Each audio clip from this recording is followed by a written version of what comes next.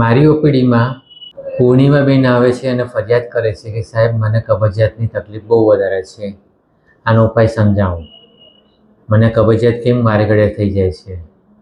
તો મિત્રો, જો તમને પણ આવી સમસ્યા રહેતી હોય તો આ વિડીયો તમારા માટે છે. નમસ્કાર મિત્રો, હું વૈદ્ય જાગૃત પટેલ, MD આયુર્વેદ સ્વાસ્થ્ય આયુર્વેદ ક્લિનિકથી એક આયુર્વેદ ચિકિત્સક છું અને લોકો આયુર્વેદને સમજે અને આયુર્વેદના માધ્યમથી સ્વસ્થ સમાજનું નિર્માણ થાય એવો મારા જિંદગીનો ધ્યેય છે. કબજિયાતની વાત કરીએ તો કબજિયાત એટલે લગભગ દરેક ઘરમાં કોઈક ને કોઈક વ્યક્તિને કબજિયાતની સમસ્યા રહેતી જ હશે. બેઝિકલી પહેલાં તો નક્કી કરીએ કે કબજિયાત કોને કહેવાય. નોર્મલ વસ્તુ એ છે કે તમે સવારે ઉઠો અને ઉઠતા હોય તમારું પેટ સાફ થઈ જાય. સવારે ઉઠો ને તરત પેટ સાફ આવે એ તમારી નોર્મલ પ્રક્રિયા થઈ. એના સિવાય અલગ અલગ સમયે પેટ સાફ થાય.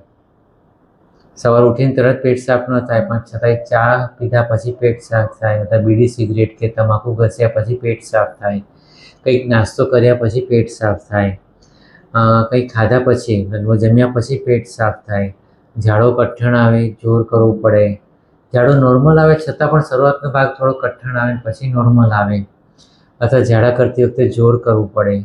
તો આ બધી વસ્તુ તમારી કબજિયાતની વ્યાખ્યામાં આવે છે. જો તમને આમાંથી કોઈ પણ સમસ્યા રહેતી હોય તો તમને કબજિયાત છે તમે કહી શકો એવી રીતે. જો આ કબજિયાત રહેતી હોય તો એનાથી ચેતવું જરૂરી છે, કારણ કે શરીરના બધા રોગનું મૂળ કારણ કબજિયાત છે.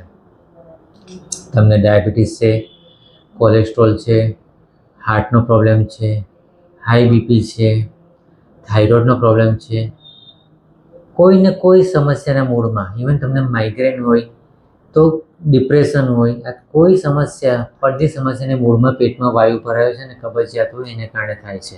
એટલે કબજિયાતની સમસ્યા હોય તો અત્યારથી ચેતી જજો, કારણ કે તમને આગળ જતાં બહુ ગંભીર પરિણામ ભોગવવા પડશે. તો કબજિયાત ન થાય એના માટે શું કરવું જોઈએ? પહેલાં નોર્મલી પ્રક્રિયા છે કે તમે ખાવાનું ખાધું, ખાવાનું બાબા પચી ગયું, શરીરને પોષક રસો મળી ગયા તો શરીર મળભાગ આપમેળે જાતે બહાર કાઢી નાખશે. શરીર અંદર મળભાગને રોકી નહીં શકે. એટલે જો પહેલું નિયમ એ છે કે તમારી પાચન શક્તિ બરાબર હોવી જોઈએ, ખોરાક બરાબર પચવો જોઈએ તો તમને કબજિયાત ન રહે. તો પાચન શક્તિ બરાબર રાખવા માટે અને ખોરાક બરાબર પચે એ માટે ધ્યાન શું રાખવાનું છે? એક તો ભૂખ લાગે ત્યારે ખાવાનું, ભૂખ કરતાં 25% ઓછું ખાવાનું, તાજો ગરમ ખોરાક ખાવાનો, ઠંડુ વાસી નહીં ખાવાનું. ભૂખ નથી લાગીને પરાણે ખોરાક ખાશો તો પણ કબજિયાત થઈ શકશે. એસિડિટી છે, અપચો છે, તમે પરાણે ખોરાક ખાધો તો પણ કબજિયાત થઈ શકે. એટલે એક ધ્યાન રાખો કે પાચન શક્તિ બરાબર હોય, ભૂખ બરાબર લાગી હોય, તમારું શરીર ખોરાકની ડિમાન્ડ કરે ત્યારે જ ખોરાક આપો તો એ ખોરાક પચશે ને તમને પોષણ આપશે ને મળ બરાબર નીકળી જશે. એટલે પહેલો નિયમ છે કે ભૂખ લાગે તો જ ખાવાનું અને ભૂખ પ્રમાણે ખાવાનું. પોચે એવો હળવો ખોરાક ખાવાનો. મેંદાની પ્રોડક્ટ ખાઓ છો, ફાસ્ટફૂડ ખાઓ છો, જેમ કે પાઉં, બ્રેડ, પિઝા, મંચુરિયા, આ બધી જંક ફૂડ ખાશો તો એ વસ્તુ તમને કબજિયાત કરશે. એટલે પચવામાં હળવો ખોરાક ખાવાનો, ભારે ખોરાક નહીં ખાવાનો. બીજું એમ કહેવાય છે ફાઈબરવાળો ખોરાક ખાવાનો. ફાઈબરવાળો ખોરાક ખાઈ શકો, નો ડાઉટ, પણ એ પાચન શક્તિ પ્રમાણે. પાચન શક્તિ નથી, તમે ફાઈબરવાળો ખોરાક ખાશો ને જો અપચો કરશે તો એ પણ તમને કબજિયાત વધારી શકે. એટલે એ ધ્યાન રાખો કે તમારી પાચન શક્તિ બરાબર હોવી જોઈએ. ખાધેલું બરાબર પચશે તો જ માળ બરાબર થઈ જશે. સાથે સાથે કબજિયાત માટે જરૂરી છે રાતની ઊંઘ પૂરતી હોવી જોઈએ. રાતની ઊંઘ પૂરતી નહીં હોય તો પણ તમને કબજિયાત થઈ જશે, પેટ ભારે થશે અને ભૂખ નહીં લાગે, ખાવાનું પચશે નહીં. એટલે રાતની ઊંઘ પૂરેપૂરી હોવી જોઈએ. એના માટે મનને શાંત અને પ્રસન્ન રાખવાનું છે. એ પણ સાથે જરૂરી છે. જો મનમાં રાગ, દ્વેષ, ચિંતા, શોક, બધું સ્ટ્રેસનું લેવલ હશે, લેવલ વધારે હશે તો પણ તમને કબજિયાત થઈ શકે. એટલે મનને શાંત રાખો. યોગ પ્રાણાયામ કરીને મનને એકાગ્ર રાખો. મન શાંત રહેશે તો તમારા શરીરમાં કબજિયાતની સમસ્યા ઓછી રહેશે અને શરીર સારું રહેશે. એ ઉપરાંત કબજિયાતથી બચવા માટે પાણીનું સેવન બરાબર રાખવાનું. ઘણીવાર કામમાં વ્યક્તિ એટલો બધો વ્યસ્ત થઈ જાય છે કે પાણી પીવાનું ભૂલી જાય છે. શરીરમાં જે પાણીની રિક્વાયરમેન્ટ હોય છે એ પાણીની રિક્વાયરમેન્ટ પૂરી ન થાય તો આંતરડો મળમાંથી પાણી શોષી લેશે, એટલે મળ બંધાઈ જશે. એટલે પાણી પીતા રહેશો તો આંતરડા મળમાંથી પાણી નહીં શોષે તો મળ લિક્વિડ રહેશે ને ઇઝીલી મળ પ્રવૃત્તિ થઈ શકશે. એટલે પાણીનું પ્રમાણ નિયમિત લેવાનું રાખવાનું છે. સાથે સાથે જરૂર હોય તો પાણીની સાથે તમે છાશ છે, મોસંબી નારંગીનો રસ છે, એવી વસ્તુ લિક્વિડ વસ્તુ લેવા નાખશો જે પણ તમને કબજિયાતમાં મદદરૂપ થઈ શકશે.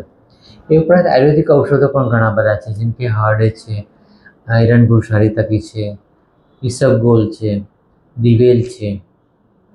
બહાર માર્કેટમાં ઘણા બધા કબજિયાતના ઔષધો મળે છે. એ ઘણા બધા ઔષધોનો તમે ઉપયોગ કરી શકો. પણ તમારા વૈદ્યકીય માર્ગદર્શન હેઠળ તમે દવાનો ઉપયોગ કરવા રાખો તો એ વધારે સારું છે. કારણ કે ઘણા પ્રકારના ઔષધ મળે છે, પણ તમારા શરીરને, તમારા પાચન શક્તિને, તમારી પ્રકૃતિને શું માફક આવે છે એક આયુર્વેદિક વૈદ્ય તમને માર્ગદર્શન કરે ને એ પ્રમાણે તમે દવા લો તો એ ફાયદામાં છે. બાકી આયુર્વેદ દવાની પણ આડઅસર આવી શકે છે.